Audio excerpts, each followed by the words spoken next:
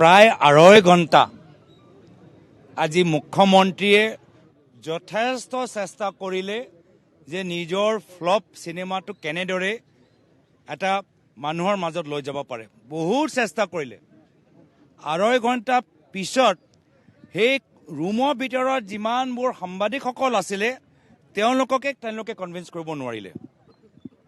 যিমান সাংবাদিকসকল আছিল সকলোৱে যেতিয়া তেওঁলোকৰ প্ৰশ্নবোৰ শুনিব, মোৰ কথা ক'ব নালাগে, আপোনালোকে সেই সাংবাদিকসকলে যে গোটেই সেই 2.5 ঘণ্টা সংবাদমেলটো সহ্য কৰিলে, দিল্লীৰ পৰা আহিলে, ভাবিলে আজি কিবা এটা পাব, তেওঁলোকৰ প্ৰশ্ন শুনিলে আপোনালোকে গম পাব যে তেওঁলোকে নিজে কনভিন্স হোৱা নাই। তো মুখ্যমন্ত্ৰীৰ সেই সন্মুখত থকা সাংবাদিকসকলকে ভালকৈ প্ৰশ্নৰ উত্তৰ দিব পৰা নাই, প্ৰমাণ দিব পৰা নাই। তো সেইকাৰণে যি কথা মই আগতেও কৈছিলোঁ যে এইটো ফ্লপ হ'ব, মোৰ কথাটো অলপ মিছা হ'ল।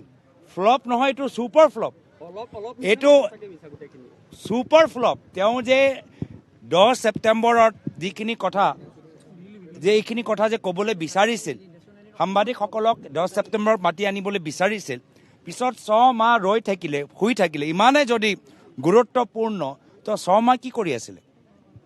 6 মাহ ফাইলৰ ওপৰত কিয় শুই আছিলে? এতিয়া নিৰ্বাচন কাষ চাপিছে, দেখিছে যে আমি তেওঁলোকৰ 12,000 বিঘাৰ মাটি কথাবোৰ ওলাইছোঁ। সময় পৰিৱৰ্তনৰ যাত্ৰা চাই অসমৰ ৰাইজ ওলাই আহিছে। ৰাইজে পৰিৱৰ্তন বিচাৰে, ৰাইজে নতুন বৰ অসম চাবলৈ বিচাৰে।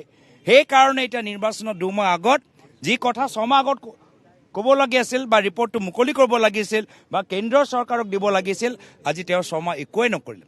তাৰমানে তেওঁ নিজে কনভিন্স নহয় আৰু চৰকাৰকো কনভিন্স কৰিব পৰা নাই, সাংবাদিকসকলো কনভিন্স কৰিব পৰা নাই। এটা ছুপাৰ ফ্লপ। আৰু আমি যিদৰে 12,000 বিঘাৰ মাটি যে এটাকৈ আমি উল্লেখ কৰিছোঁ, এতিয়ালৈকে আমি 3 দিনীয়া যে আমি ভ্ৰমণ কৰিলোঁ, তাতে প্ৰায় 3,000 বিঘা মাটি আমি ফাদিল কৰিবলৈ আমি সফল হৈছোঁ। আৰু সেইকাৰণে তেওঁলোকৰ চিনেমাটো ফ্লপ, আমাৰ সময় পৰিৱৰ্তন যাত্ৰাটো হিট। আৰু একেইখিনি আজি উল্লেখযোগ্য যে আজি চিপাঝাৰলৈ আহিছোঁ। কিয় কি ইয়াৰ পূৰ্বে যেতিয়া 10 ছেপ্টেম্বৰত তেওঁ কৈছিল যে মই ৰিপৰ্টটো মুকলি কৰিম, মই সকলোৰ আগত প্ৰকাশ কৰিম, সেইদিনাটো ফুচ হৈ গ'ল। কিন্তু সেইদিনা আমি প্ৰাক্তন বিধায়ক বিনন্দ শইকীয়া ডাঙৰীয়াক আমি দিল্লীত যোগদান কৰালোঁ। আৰু আজিও 8 ফেব্ৰুৱাৰী যে এতিয়া বাস্তৱভাৱে তেওঁ ফ্লপ চিনেমাটো মুকলি হ'ল, আমি বিনন্দ শইকীয়া ডাঙৰীয়াৰ আজি আৰু জিলা কংগ্ৰেছৰ বিভিন্ন আমাৰ দলৰ সতীৰ্থসকলৰ সহযোগত এটা সুন্দৰ অনুষ্ঠানত আহিছোঁ। শেষত গৈ অসমৰ মুখ্যমন্ত্ৰী হিমন্ত বিশ্ব শৰ্মা ডাঙৰীয়া অসমৰ ৰাইজৰ ৰাজনৈতিক জ্ঞান, ৰাজনৈতিক বিবেক সন্মান কৰিবলৈ শিকক। আপোনাক ৰাইজক সন্মান কৰিবলৈ শিকক। আপুনি যদি ভাবে যে ৰাইজে একো বুজি নাপায়, ৰাইজে চব বুজি পায়।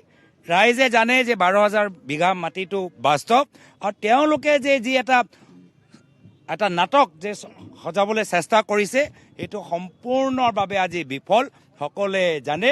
সেইকাৰণে মই পুনৰবাৰ ইয়াৰ আগতেও মই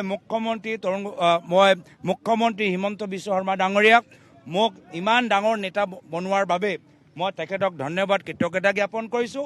আৰু আজিও যে আমাৰলৈ শংকিত, সময় পৰিৱৰ্তন যাত্ৰালৈ শংকিত, আৰু আমাৰ হৈ যে কিমান তেওঁ চিন্তা কৰে, তাৰ বাবে নিজৰ মনৰ যে তেওঁ অস্থিৰ হৈ আছে, সেই গোটেইখিনি কথা মুকলি কৰাৰ বাবে মই আকৌ তেওঁৰ যে যুক্তি নাই, তেওঁ কোনো সাহস নাই, তেওঁৰ ওচৰত কোনো তথ্য নাই, আজি তেওঁ ৰাষ্ট্ৰীয় সংবাদ মাধ্যমৰ সন্মুখত যে গোটেইখিনি প্ৰকাশ কৰিলে, মই তাৰ বাবে মই তেখেতক ধন্যবাদ, কৃতজ্ঞতা জ্ঞাপন।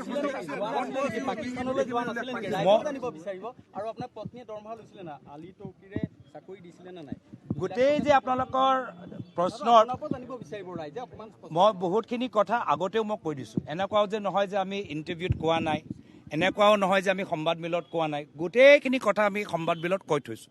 কিন্তু মুখ্যমন্ত্ৰীও আজি কোনো ধৰণৰ ইমান দিন 10 ছেপ্টেম্বৰৰ পৰা 6 মাহ পিছত যে 8 ফেব্ৰুৱাৰীলৈকে যে একো যে দিব নোৱাৰিলে, একো যে প্ৰমাণ নাই, এতিয়াও যে তেওঁ মানে চিন্তিত, সেইখিনি কথা যে আজি ফাদিল হ'ল আমি গম পাই গৈছোঁ।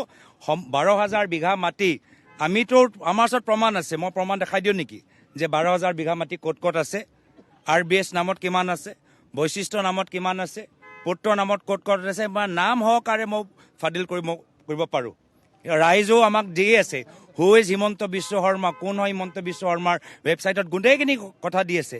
তো আজি কথাটো স্পষ্ট যে তেওঁলোকৰ প্ৰেছ কনফাৰেন্স 2.5 ঘণ্টাত তেওঁ সাংবাদিকসকলকেও তেওঁ কনভিন্স কৰিব নোৱাৰিলে, নিজে বিফল হ'ল, ছুপাৰ ফ্লপ, আৰু আমাৰ সময় পৰিৱৰ্তন যাত্ৰা ছুপাৰ হিট।